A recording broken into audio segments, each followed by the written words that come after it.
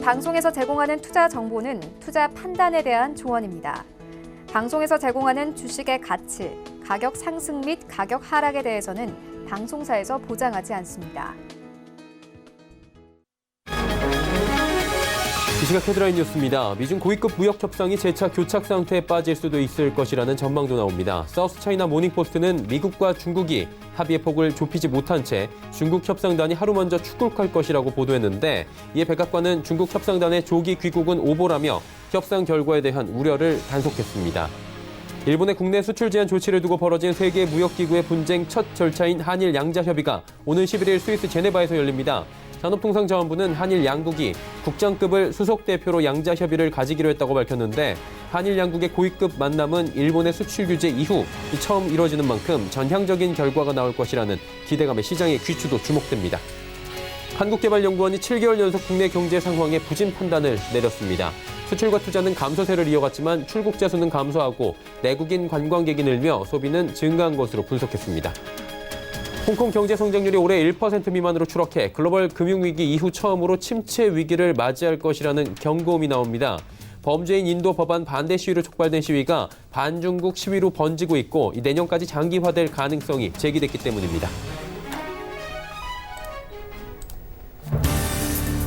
시청자 여러분 안녕하십니까. 오늘장 내일장 일부 출발하도록 하겠습니다. 서정덕입니다. 오늘 시장 역시 롤러코스터를 좀 보여주고 있는 상황입니다. 낙폭이 좀 커졌다가 낙폭을 줄이는가 싶고요. 코스닥은 상승 반전하는가 싶었는데 또다시 하락을 하고 있고 종잡기가 좀 어려운 시장인데, 전일 미국 시장은 미중 간의 무역 분쟁에 대한 기대감으로 올라왔습니다. 유럽 증시 역시 그랬고요. 그런데 우리 시장은 눌리고 있습니다. 이유는 조금 전에 전해드렸다시피 한 언론 매체에서 이틀간의 협상, 현지 시각으로 11일 양일간 열리기로 되어 있는 고위급 협상입니다. 류호 부총리가 지금 워싱턴으로 가고 있는 상황인데, 이런 상황에서 이틀이 하루로 줄어든다, 불협화음이다 라는 얘기가 나오자마자 시장이 눌리고 있는 겁니다.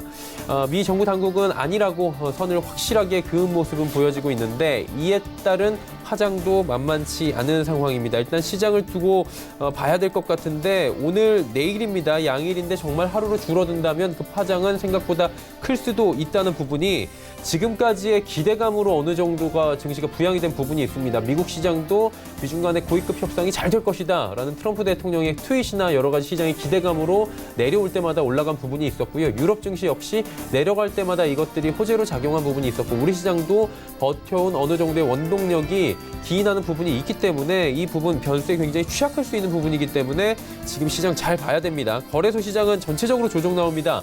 지금 오르는 업종 찾기가 어려울 정도고요. 코스닥 시장은 일부 제약바이오 대형 업종들은 오르고 있고요. 5G 종목들이 오랜만에 오르고 있는 상황이고, 중국 관련 소비주 역시 지난 화요일엔 올랐었는데 오늘은 시장 상황에 따라서 같이 급락하는 모습도 보여지고 있습니다. 참 종잡기 어려운 우리 시장인 것 같습니다. 그리고 월요일 같은 목요일 시장인데 어떻게 마무리하면 좋을지 하나하나 체크하도록 하겠습니다. 자, 지수부터 확인해 보도록 하죠. 자, 코스피 지수가 2030.77, 낙폭이 꽤 큽니다. 또 2030선까지 밀려 내려오고 있는 상황인데, 하루간의 흐름을 좀 정리해 보도록 하겠습니다. 자, 보시다시피 장 초반에 좀 2012까지 밀렸습니다. 그리고 2033까지 회복을 했다가 또 2024까지 빠지고요. 갈팡질팡하고 있는 상황이고, 낙폭을 줄이는 정도의 흐름은 보여지는데, 일정 부분 이상에 가면 낙폭 회복을 더 이상 하지 못하는 모습도 보여집니다. 수급이 좀 꼬이고 있습니다. 오늘은 개인만 사고요.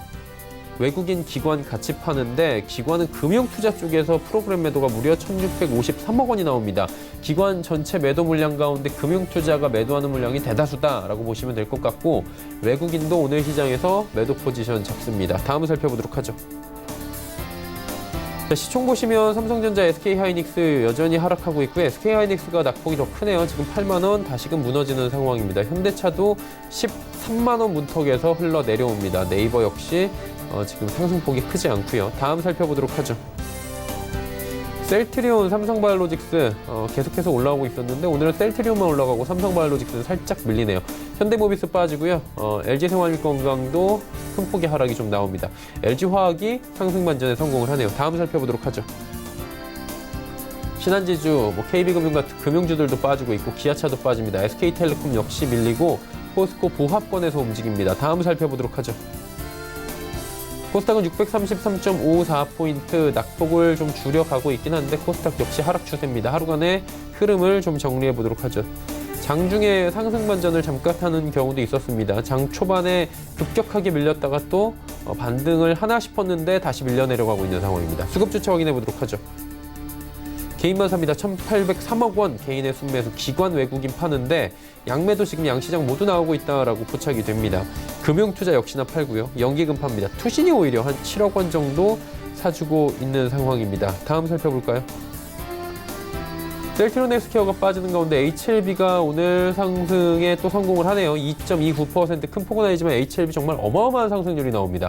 CJENM 오랜만에 상승하고 KMW 역시 올라가고 있는 상황입니다. 펄어비스 20만 원 회복이 안 되네요. 다음 살펴보도록 하죠. 헬릭스미스가 오늘 장중에 상승 반전하기도 했는데 계속해서 헬릭스미스 역시 갈팡질팡하는 모습 보여집니다. 메디톡스 휴젤 빠지는 가운데 SK머티리얼즈 소폭 반등에 성공합니다. 스튜디오 드래곤 역시 6만 5천 원대에서 움직입니다. 다음 살펴볼까요? 파라다이스, 솔브레인, SFA, 원익 IPS까지 빠지는데 솔브레인과 SFA 모두 6%대의 큰 폭의 하락이 나와줍니다. 메지온 1.43% 올라갔는데 장 초반의 상승폭을 지키지 못하고 있다. 이렇게 보셔야 될 것 같습니다. 다음 살펴보도록 하죠. 환율이 오늘 올라가네요. 1,196원 20전에 거래되면서 3원 10전 상승하면 강달러 이어집니다. 금일본 방송에서 제공해드리는 정보는 투자 판단에 대한 조언일 뿐입니다. 해당 주식의 가치와 수익률 보장해드리지 않는다는 점 참고해 주시길 바랍니다. 시장 이슈 정리해 보도록 하겠습니다. 유안타증권 메가센터 분당점의 백인범 대리입니다. 안녕하세요. 네, 안녕하십니까? 네, 오늘 시장 계속해서 밀리고 있는 상황인데 어떤 이슈에 밀리는지 체크해 볼까요? 네, 뭐 아무래도 전체적으로 보자면 미국 증시 마감 이후에 좀 우리 장 시작 전부터 미국 선물이 좀 1%대 하락하면서 장 초반부터 사실은 분위기가 좀 좋지는 못했습니다.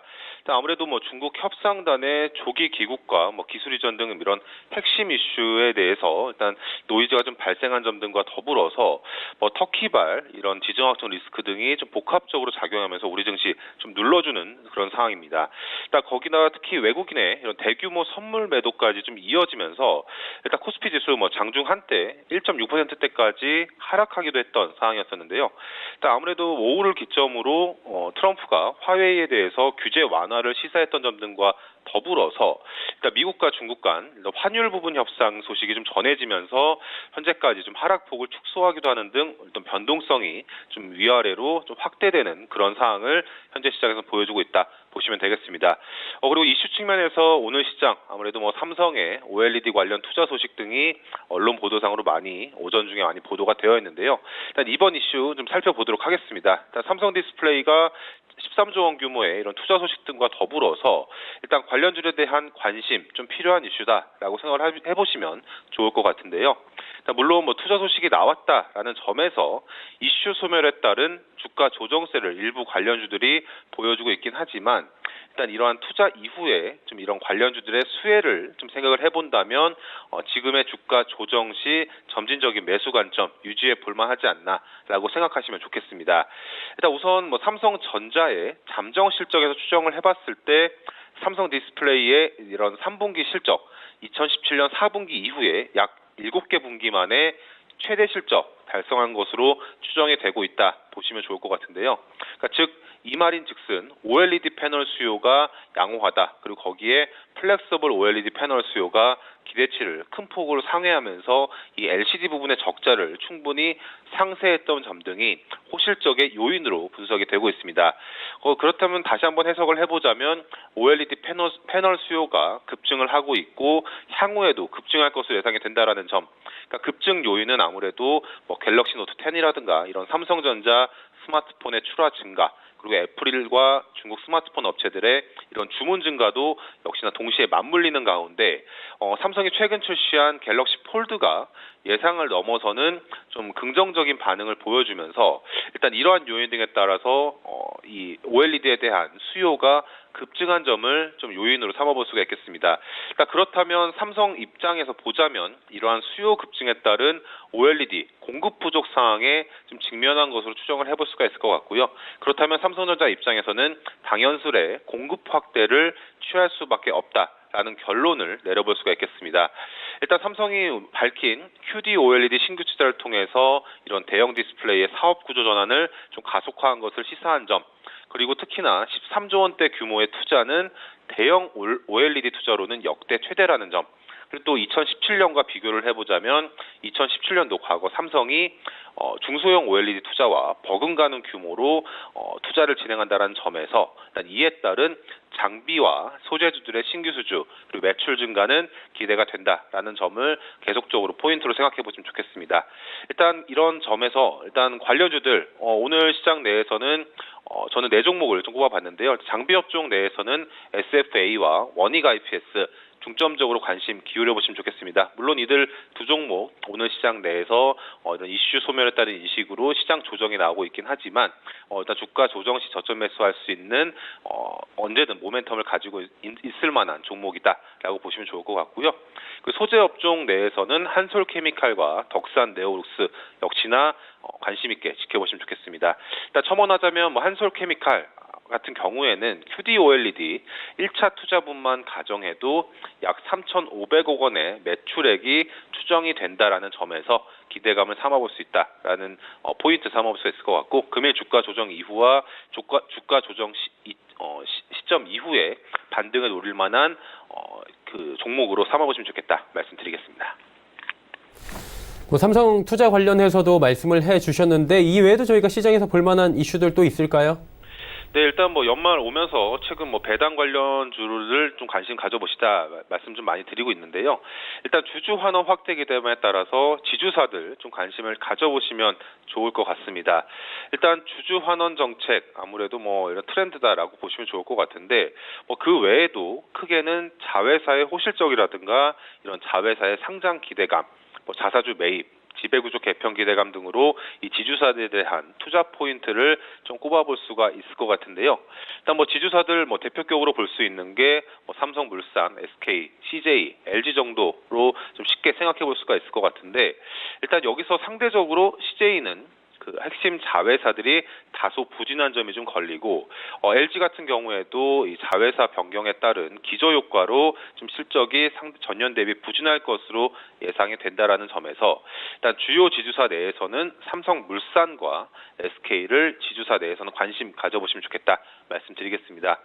일단 삼성물산의 포인트는 자회사들의 실적이 호조세를 보였다라는 점, 건설 부분이라던가 삼성 바이오로직스의 이런 실적 호조 등에 대한 기대감, 그리고 거기에 2020년도부터 새로운 주주 환원 정책을 발표할 예정이다라는 점에서 포인트를 좀 삼아볼 수가 있을 것 같고요. 그리고 SK 같은 경우에는 최근 자사주 매입 공시를 통해서 주가 반등 일단 일어난 상황이긴 하지만 일단 총 352만 주를 추가 매입하기로 했다라는 점에서 일단 자사주 매입에 따른 주가 부양 효과가 연말까지는 예상된다라는 점, 그리고 거기에 추가적으로 자회사인 SK 바이오팜이 상장을 했을 때는 이런 그 상장에 따른 특별 배당 역시도 기대해 볼 수 있다라는 점에서 긍정적인 포인트 삼아볼 수 있다. 그렇기 때문에 삼성물산과 SK 지주사 내에서 관심 가져볼 만한 종목이다라고 볼 수가 있겠습니다. 네, 관심 가져볼 만한 종목들까지 하나하나 들어봤습니다. 오늘 말씀은 여기까지 듣도록 하겠습니다. 고맙습니다. 네, 감사합니다. 유한타증권 메가센터 분당점의 백인범 대리와 함께했습니다. 이슈 칼럼 바로 이어갑니다.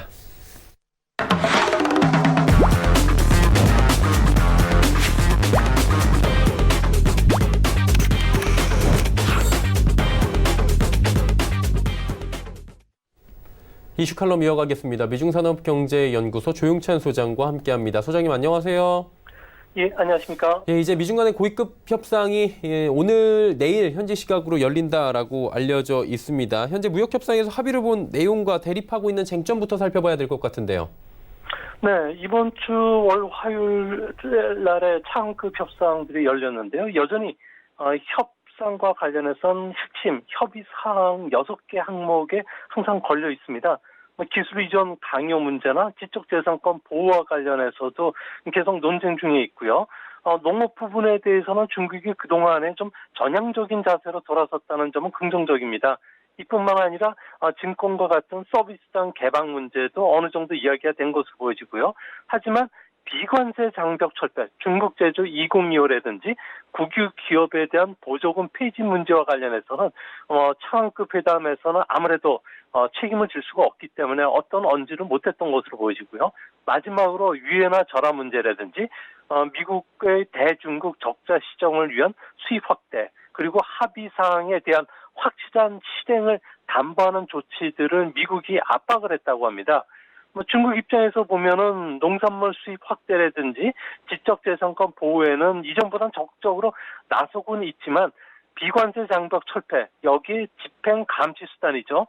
실무급 레벨에서는 매달, 그리고 차관급 레벨에서는 분기, 장관급에서는 연 2회 무역 합의 약속 이행 여부를 체크하는 그 실행 메커니즘, 기구를 두는 문제에 대해서는 중국이 국가 주권이라고 주장하면서 한 채 양보를 하지 않고 있기 때문에 이번 장관급 회담에서도 이 문제와 관련해서 상당한 논란이 있을 것으로 보여집니다.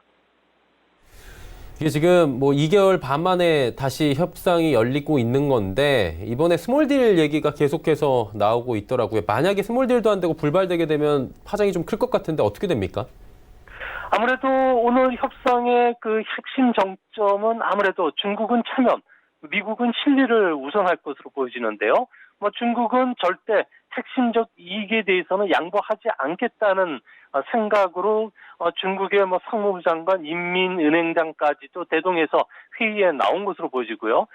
낮은 단계 무역 합의를 해줄 테니까 빨리 상호주의에 입각해서 미국은 모든 관세 철폐뿐만 아니라 화해 제재도 해제해달라고 지금 요구를 하고 있습니다.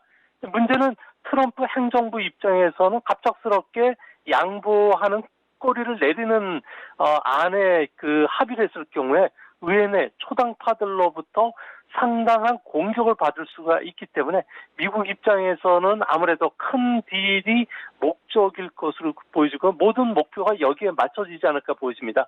만약 합의가 불발이 된다면은 10월 15일 날에는 지금까지 3차 관세 대상 2,500억 달러에 대해서 수입 관세가 25%에서 30%로 인상이 되고요. 나머지 3천억 달러에 대해서 제4차 관세 부과도 예정대로 진행이 되게 됩니다. 이뿐만 아니라 10월 재무부가 중국에 대한 환율 조작국으로 지정할 문제도 있고요. 또한 무역 전쟁이 기술 환율에 이어서 추방 전쟁으로 전선이 확대될 것으로 보여지는데요. 이렇게 되면 중국 공무원들에 대한 미국 입국이 상당히 까다로워질 뿐만 아니라 미국 기업들도 중국에서 추방되는 조치를 받으면서 경제 블록화될 가능성이 크다는 겁니다. 또한 일부 중국 수입품에 대해서는 상징적으로 100%의 관세가 부과될 것으로 보여진다는 점에서 앞으로 미중 무역 협상은 정치적으로 타결되는 수순을 받게 되는데요. 이렇게 되면 10월 아세안 회의, 11월 칠레 에펙 정상회담에서 무역 합의와 관련된 합의 진전이 이루어지지 않는다면 내년도부터는 본격적인 무역과 관련된 패권 전쟁이 심화될 가능성이 있지 않을까 보여집니다. 지금 양 국가가 평행선을 달리고 있다 이런 언론 보도들은 저희가 많이 접한 상황인데 미중 무역 분쟁 관련해서 향후 나올 수 있는 시나리오들에 대한 분석도 좀 필요할 것 같아요. 이 부분 좀 가능합니까? 네, 미국에서 지금 나오는 안들을 보면 딱 3가지 정도로 완전히 정리가 되는데요. 부분적 합의를 이룬 뒤에 추가 관세를 동결하는 안입니다. 이 안은 확률상 10%에 불과한데요. 미국에서는 대선을 앞두고 안이한 딜이라는 비판을 불러올 수가 있기 때문에 아무래도 합의가 되지는 않을 것으로 보여지는데요. 이렇게 되면은 전 세계 GDP 성장률은 합의가 되더라도 마이너스 0.31%에서 마이너스 0.57% 정도 떨어지기 때문에 연준은 앞으로 추가 금리 인하는 한 번 정도는 더 해야 되지 않을까 보여집니다. 두 번째 안은 확률이 30% 그나마 높은 안인데요. 교착과 협상을 반복하다가 2020년 대선을 앞두고서 낮은 수준의 합의를 하는 안입니다. 이 경우에도 세계 GDP 성장률은 마이너스 0.77% 정도 떨어지게 되는데요. FRB 같은 경우에도 4차례 금리를 낮춰야 되는 안이 될 것으로 보여집니다. 하지만 이런 안이라고 하더라도 중국 제조 2025라든지 국유기업 보조금과 같은 난제와 관련해서는 계속 협상을 해야 되기 때문에 앞으로 어떻게 무역 전쟁이 확산될지도 애매모호한 상태로 남겨지지 않을까 보여집니다. 가장 확률이 높은 한은 대치가 장기화되면서 무역 전쟁의 전선이 전방위로 확대되는 확률인데요. 이것은 관세, 환율, 수출 금지, 추반 전쟁으로 계속 이어지면서요. 앞으로 미국은 국방권한법에 의해서 중국 위험 수출품에 대해서는 완전히 철저히 통제를 하고요. 또 반도체 등 27개 첨단 제품에 중국 기업들이 미국 기업에 접근하는 것을 막기 위해서 외국인 투자 위험 심사 현대화법을 상당히 강하게 밀어붙일 가능성이 큽니다. 이렇게 되면 세계 GDP 성장률은 마이너스 0.82%까지 떨어지게 되고요. FRB는 총 5번에서 6번 정도 금리 인하를 해야지 어느 정도 충격을 완화시켜줄 수가 있기 때문에 어떤 경우에도 세계 경제에는 좀 충격을 받을 수가 있을 거로 보여집니다. 무역 합의가 불발이 되면 지금 당장 관세 부과가 된다라고 저희가 알려져 있는데 중국 수입품에 대해서 10월 15일, 12월 15일 이 2회에 걸쳐서 단행이 됩니다. 이 중국 경제도 영향 주겠지만 미국 경제에 영향 줄 텐데 미국엔 어떤 영향을 주게 됩니까? 네, 약 한 3천억 달러어치 중국 제품에 대해서 제4차 관세가 부과가 될 수밖에 없는데요. 이렇게 되면은 소비자가 40% 정도 차지하게 되고요. 이렇게 되면 미국의 개인 소비는 GDP의 70%를 차지하는데 개인 소비가 줄면서 고용뿐만 아니라 성장률 떨어지게 되고요. 가장 우려스러운 점은 중국을 중심으로 한 공급망이 붕괴가 된다면 미국 기업들의 설비 투자라든지 지출에 상당히 악영향을 받을 수밖에 없기 때문에 미국 경제도 내년에 경기 경착륙 위험이 높아질 수밖에 없습니다. 이 때문에 ISM 제조업 경기 지수만 보더라도 현재 재고 조정 압력이 상당히 높아지면서 고용 수주 쪽에도 악영향을 미치게 되는데요. 이 때문에 오늘 새벽에 발표되는 9월 FOMC에서도 추가적인 금리 인하가 필요하다는 이야기들이 나왔던 것으로 보여지고요. 또 미국 의회 예상국에 따르면 3차 관세 부과만 가지고도 내년도에 미국의 개인 소비는 마이너스 0.3% 줄게 되고요. 설비 투자는 무려 1.3%포인트, 그리고 GDP 성장률도 0.3% 감소할 것으로 보여지는데요. 제4차 관세가 부과된다면 미국이 금리 인하에 나서더라도 미국의 실질 GDP 성장률은 내년에 0.4%포인트 정도 하락 압력을 받기 때문에 잠재 성장률 1.8%도 위험한 상황에 빠지지 않을까 생각이 됩니다. 미중 간의 무역 분쟁이 불발될 가능성도 좀 있다라고 하셨는데 그렇게 되면 중국 경기는 지금 경기 침체가 좀 심화되지 않을까, 복합 불황이 오지 않을까 이런 전망들도 나올 수밖에 없는데 이 부분은 어떻게 봐야 됩니까? 네, 이 때문에 리커창 총리 같은 경우에는 중국의 성장률이 6%가 깨질 수 있다고 먼저 언지를 한 것도 이 때문인데요. 앞으로 중국 같은 경우에는 생산 인구가 계속 감소하면서 요소 투입에 따른 성장을 할 수 없다는 겁니다. 여기에 중중국 함정도 지금 빠져 있는 상태고요. 시진핑 정부 같은 경우에는 그동안에 레버리지 정책을 추진하면서 민영기업, 지방기업의 자금난이 현재 심화되고 있는 상황입니다. 여기에 미중 간의 무역전쟁이 계속 진행이 된다면 아무래도 중국의 성장률은 5% 이내로 계속 추락할 수밖에 없는데요. 한 가지 예를 들면요. 2018년도 중국의 휴대전화 수출은 대부분 애플이 주도했는데요. 규모만 하더라도 1,760억 달러 정도가 됩니다. 중국 GDP의 1.3%인데요. 이를 한국으로 환산하면 우리나라 경제 규모가 1조 6천억 달러에 1.3%라면 208억 달러 정도 되는데 208억 달러가 연율로 30% 이상 감소한다면 우리 경제도 상당히 큰 영향을 받기 때문에 중국도 똑같은 영향을 받지 않을까 보여집니다. 특히 보이는 손인 중국 정부가 대규모 경기 부양책을 쓰고는 있지만 여러 번 쓰다 보니까 경기 부양 효과가 반감이 될 수가 있는 상황이고요. 이 때문에 중국은 복합 불황을 불러오는 여타 다른 악재들이 지금 나타나고 있다는 점에서는 앞으로 중국과 관련된 회색 코뿔소라든지 블랙스완 위험이 어느 때보다 높아지지 않을까 보여집니다. 그러다 보니까 지금 중국 지표들이 좋지가 않습니다. 미국도 고용 지표 빼놓고는 좋은 게 없는데 중국은 더 심각하다라는 이야기를 저희가 접해 듣고 있어요. 주요 지표 상황 좀 짚어주시고요, 중국 쪽. 그리고 이제 뭐 잘 버티고 있다라는 얘기까지 나오고 있을 정도인데 좀 진단을 해주시겠습니까? 네, 중국 경제는 지난 70년간 짧게 보더라도 개혁 개방 40년간을 보면은 상당히 좀 뭐라 그러나 희극적인 아주 좋은 점이 많았지만 최근 하나를 놓고 보면은 상당히 비극적인 그런 모습인데요. 무역 전쟁으로 인해서 수출 기업들은 수렁에 빠졌고요. 내수 경기는 내후 외환에 지금 빠져 있는 상황입니다. 이 때문에 8월달 산업 생산 같은 경우에는 17년 만에 최저치인 4.4%까지 빠졌고요. 소매 판매 증가율 같은 경우는 한 달 전보다도 2%포인트 하락한 7.6이라는 겁니다. 여기에 수출은 마이너스 1%로 미국 제재 관세에 따른 그 수출이 발목을 좀 잡고 있는 상황이고요. 수입도 내수 침체로 인해서 마이너스 5.6%까지 빠져 있습니다. 리커창 지수라든지 제조업 PMI를 본다면 중국의 GDP 성장률은 현재 5.9%인데요. 이 때문에 앞으로 좀 더 하락할 가능성이 있다는 점에서 중국 정부가 앞으로 문화, 관광, 소비 촉진책이라든지 지방채 발행을 통해서 대규모 프로젝트를 자극하는 정책, 그리고 구조조정과 도시화를 추진하면서 도시 개발에 상당히 속도를 낼 것으로 보여지는데요.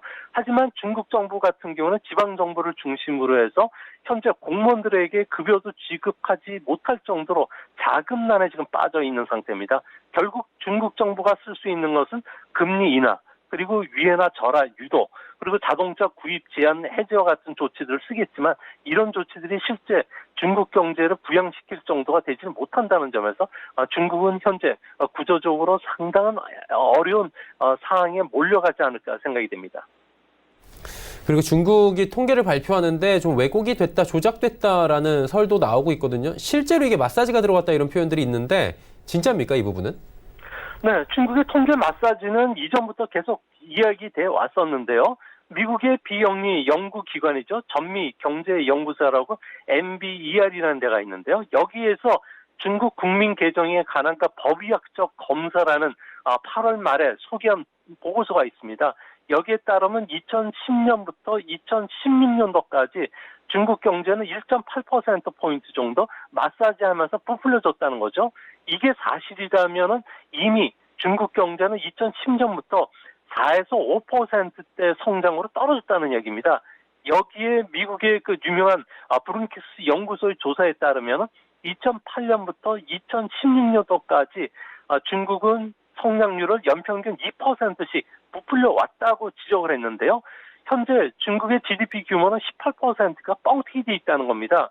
아무래도 중국과 관련된 외부 연구기관이든 개인들이 이런 지적을 하긴 했지만 중국의 방대한 통계 중에서 어디가 뻥튀기 되어 있는지 어디가 왜곡되어 있는지 다른 사람들이 검증할 수 있는 수치를 정확히 제시하지 못했다는 점에서 앞으로 논란이 있을 거로 보여지긴 하지만 중국 경제와 관련된 통계 마사지가 중국 통계와 관련된 신뢰를 떨어뜨리는 것만은 사실인 것으로 보여집니다.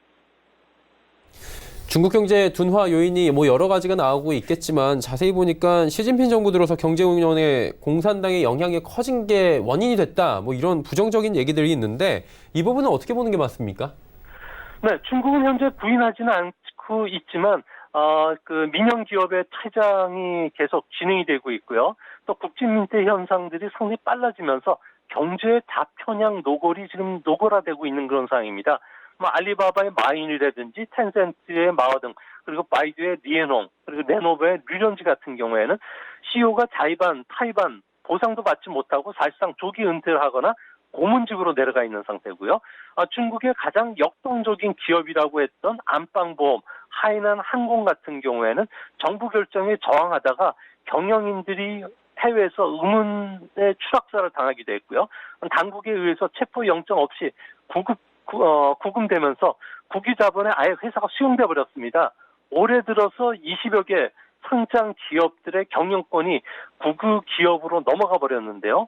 최근 항저우 정부 같은 경우에는 민영 기업에 정부의 그 사무대표죠, 관리인을 파견하겠다고 통보를 일방적으로 해버린 상황입니다.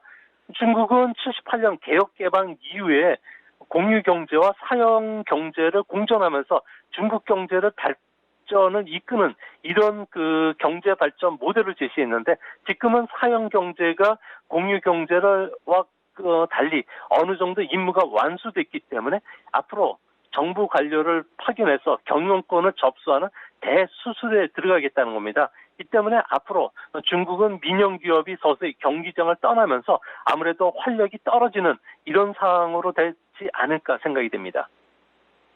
지금 중국도 상황이 안 좋고 미국도 지표가 안 좋아지고 있는데 미중 간의 갈등의 골은 계속해서 깊어지고 있거든요.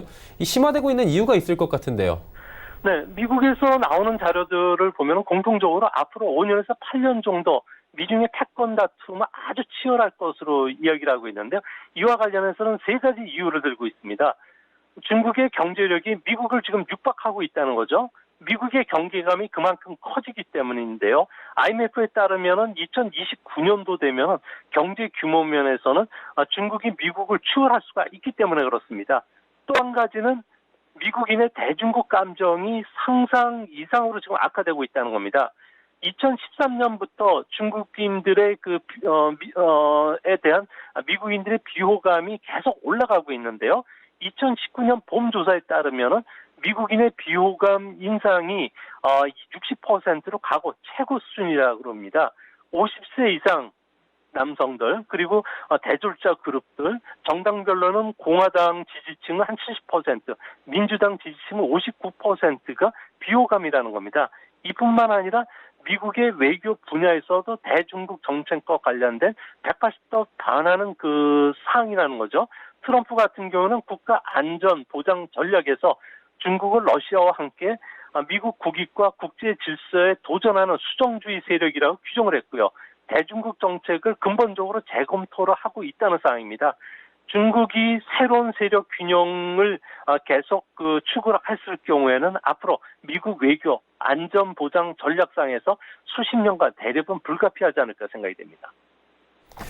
네, 미중 간의 무역 갈등에 대한 이야기 오늘 자세히 나눠봤습니다. 오늘 말씀은 여기까지 듣겠습니다. 고맙습니다. 네, 감사합니다. 미중산업경제연구소 조용찬 소장과 함께했습니다.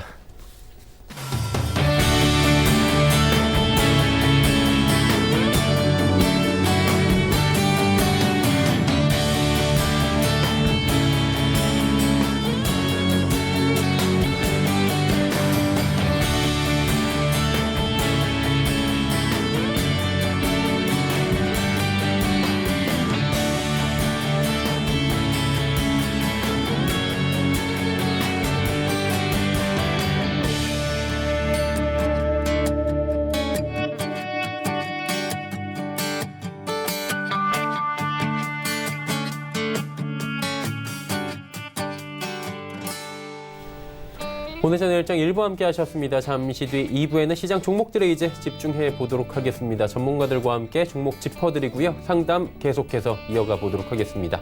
2부에서 뵙겠습니다. 고맙습니다.